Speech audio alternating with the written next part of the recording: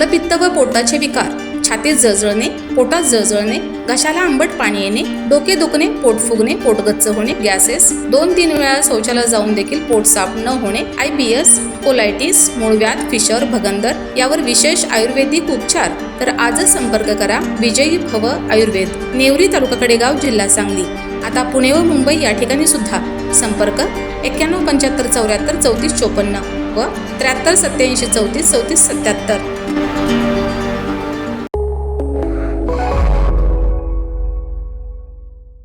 नमस्कार, मी मयुरी आणि आपण पाहत आहात 7 स्टार न्यूज।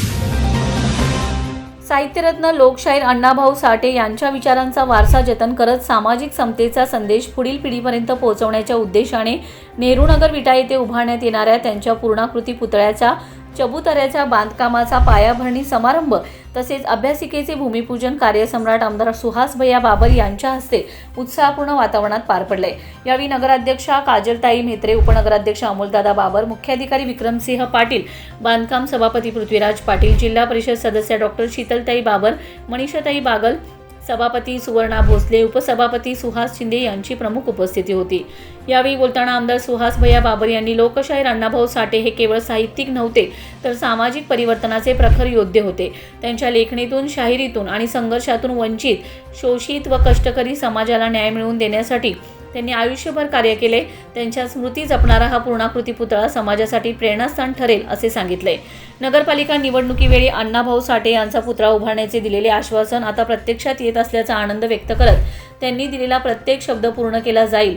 पुतळा उभारण्याबरोबरच त्यांच्या नावाने अभ्यासिका सुरू व्हावी हा माझा उद्देश आहे। स्मारकाचे काम दर्जेदार व्हावे यासाठी कटिबद्ध आहोत। याचवेळी विरोधकांच्या टीकेलाही त्यांनी थेट उत्तर दिले।